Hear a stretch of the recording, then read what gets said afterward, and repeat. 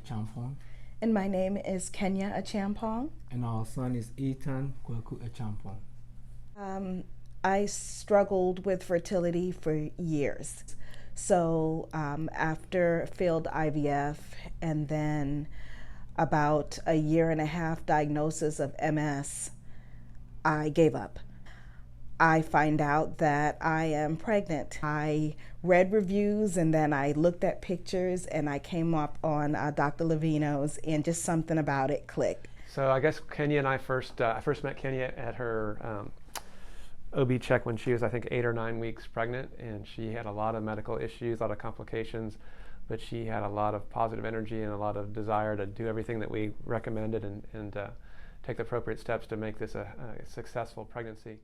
And by God's grace, we found Dr. Leveno, which to me is a blessing in disguise. We feel like God sent him to us. Dr. Leveno is a God sent. I'm just being honest with you. Yeah. They've worked so hard for so long to get to this point. Kenya's 43 years old and had been trying and thinking about having a baby for 20 years before this finally happened, had gone through miscarriages and just never gave up. She didn't quite know at the beginning of the pregnancy how many different hurdles would come up, and quite a few new things happened in addition to her pre-existing conditions like multiple sclerosis and high blood pressure and asthma. And this was all in the setting of the COVID crisis that we're dealing with, and her husband specifically was not able to even be in this state with her. He was working in New York City on the East Coast, excuse me. And I came in and told him everything, my medical history, my diagnosis of MS, and at that point I was relapsing. So I was a mess. And so that separation made it much more difficult for her anxiety-wise. We were able to kind of get through some of that for the first several months. I got the news I had to fly right back here. I came back April 12. I was quarantined for 14 days. And then about 24, 25 weeks into the pregnancy, on sonogram in the office, we noticed that there was no fluid around the fetus, which is obviously a very big problem. And when the 14 days was up, which was on April 27th, I came here and my wife was experiencing preeclampsia. Through subsequent evaluations and workup, found that the fetus had what's called posterior urethral valve syndrome, which is sometimes lethal, but in this case obviously was not. But we did have to admit her in the hospital and do long-term surveillance in the hospital. My wife called me that she's been admitted. And if you can imagine, I'm trying to hold on to a baby with preeclampsia.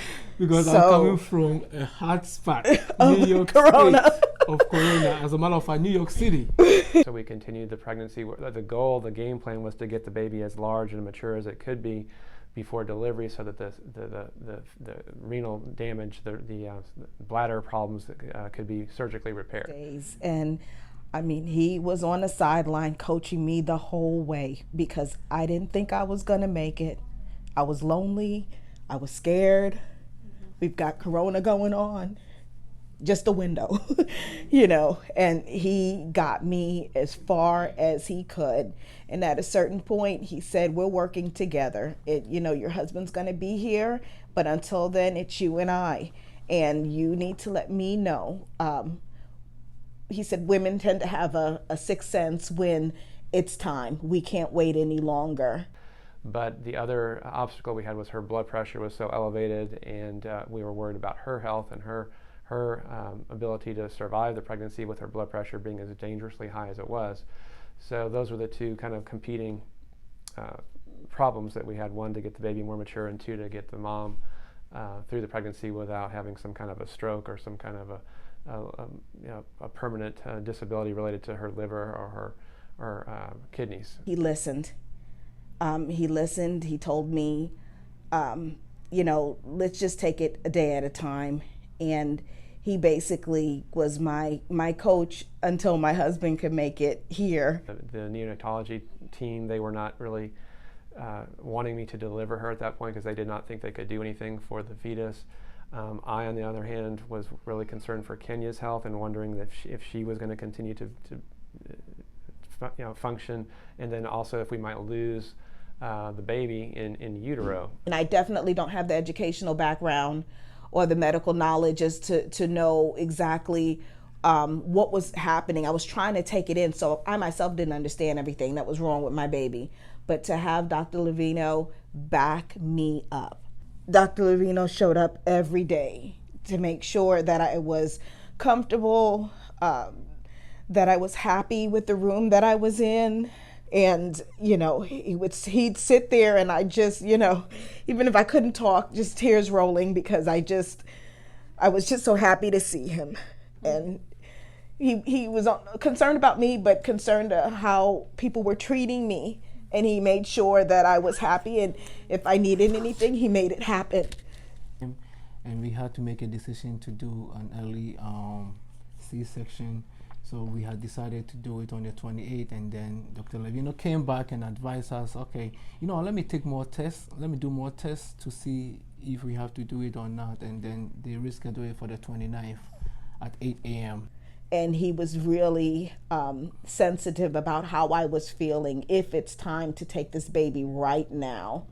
So, at approximately 32 weeks, I believe, we finally had to do the delivery. It went much better than expected. On Kenya's end, it went fantastic. It's going to be okay. We will address it.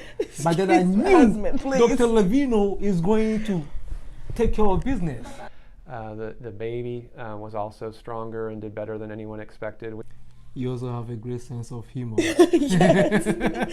Yes. You know, he jokes around a little bit. I remember during the C-session, he was making some little jokes just to, you know, just uplift to distract me. Yes. It's a great experience. He's not just an OB, but we had given the baby steroids and had given the mom steroids, which went to the baby for lung maturity, and the baby actually beat all expectation and has gone on to be discharged from the hospital and was here today with mom and dad and doing fantastic, and you would never know anything had happened to him whatsoever, and so it's a very kind of heartwarming story, or a rewarding situation, and couldn't be happier for Kenya, and before I know they're going to be great parents.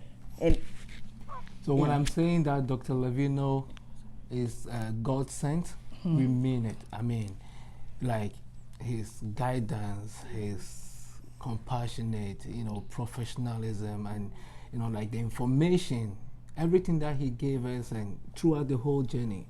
And it was the best experience that I have had. And so I'm so happy for her and before, and for Ethan, the baby, and kind of a once in a lifetime type of a success story, really, when you look back at all the different things that she had to go through. Couldn't have happened to a better couple, and I was just happy to be a part of it.